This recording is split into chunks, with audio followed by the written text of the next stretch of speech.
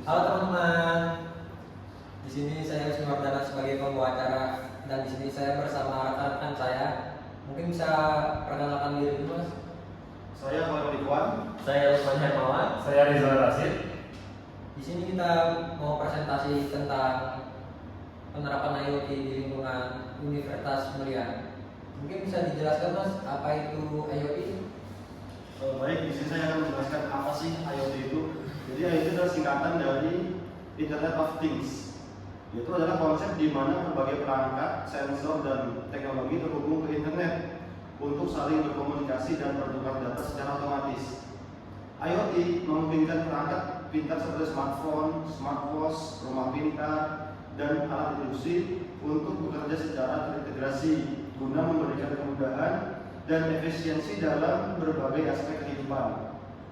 Teknologi ini telah berkembang pesat dan diterapkan di berbagai bidang, termasuk transportasi, kesehatan, pendidikan, dan industri, karena potensinya untuk meningkatkan produktivitas dan kenyamanan.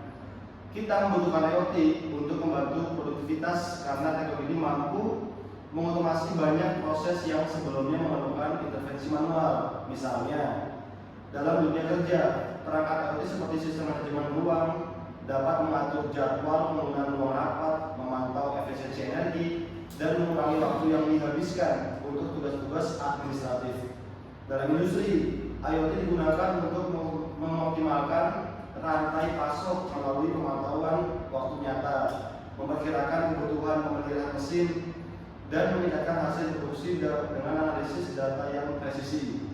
Hal ini memungkinkan perusahaan untuk bekerja lebih cepat, efisien, dan hemat biaya. Kira-kira, Mas, contoh penerapan IoT yang berada di lingkungan kampus kita ini apa sih, Mas?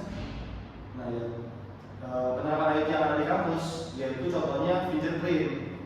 Jadi fingerprint dapat menjadi bagian dalam sistem IoT jika teknologi ini diintegrasikan dengan perangkat yang terhubung ke internet untuk mendukung pengumpulan data, pemrosesan, atau pengambilan keputusan secara otomatis.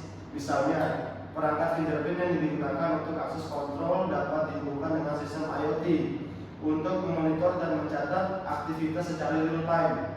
Dalam konteks ini, data yang diperoleh dari pemilihan sidik jari tidak hanya berfungsi untuk autentikasi lokal, tetapi juga dapat dikirim ke server atau cloud untuk analisis lebih lanjut, pemantauan jarak jauh, atau integrasi dengan sistem lain seperti manajemen gudang atau aplikasi kehadiran. Baik, coba Mas bisa dijelaskan apa itu fingerprint? Baik, fingerprint itu adalah sebuah teknologi biometrik yang digunakan untuk mengenali individu berdasarkan pola unik pada sidik jari mereka. Jadi setiap sidik jari itu memiliki pola ridges atau tonjolan dan finesse atau lekukan yang berbeda antara satu individu dengan yang lainnya, membuatnya sangat sulit untuk dimasukkan.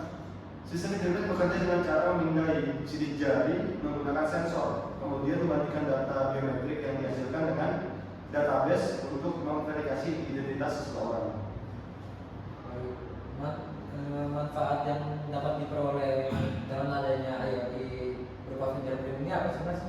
Baik, jadi manfaatnya itu yang pertama meningkatkan keamanan seperti autentikasi unik dan kontrol akses. Kedua, efisiensi dalam pencatatan kehadiran seperti absensi otomatis dan pengolahan data real time.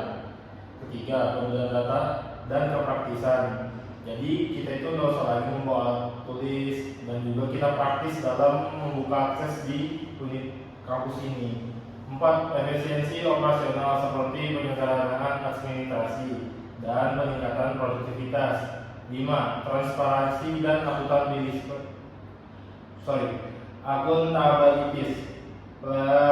Pelacakan aktivitas. 6. Ramah lingkungan. Jadi kita juga bisa mengurangi limbah-limbah seperti kertas dan lain-lain. Baik.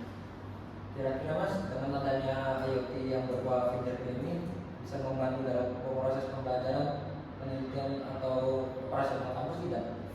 Sangat membantu. Jadi proses pembelajaran, penelitian, dan operasional kampus itu ada 4, Mas. Jadi yang pertama itu adalah mendukung proses pembelajaran. Jadi itu seperti absensi digital otomatis dan juga pengolahan waktu efektif.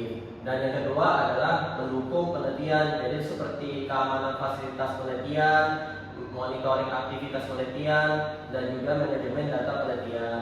Dan yang ketiga adalah efisiensi operasional kampus. Jadi seperti pengelolaan energi, pemantauan real time, integritas dengan sistem pembayaran. Dan yang keempat, meningkatkan keamanan dan akuntabilitas. Jadi itu seperti meningkatkan transparansi dan juga mencegah kecurangan. Jadi kayak menghilangkan risiko manipulasi data absen atau penyalahgunaan kartu akses. Gitu Mas.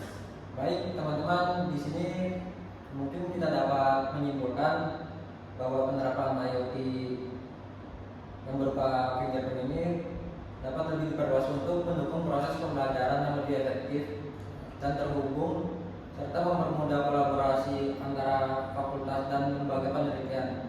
Dengan terus mengikuti perkembangan teknologi, universitas mulia dapat meningkatkan kualitas pendidikan serta memberikan pengalaman yang lebih baik lagi bagi seluruh aktivitas akademika.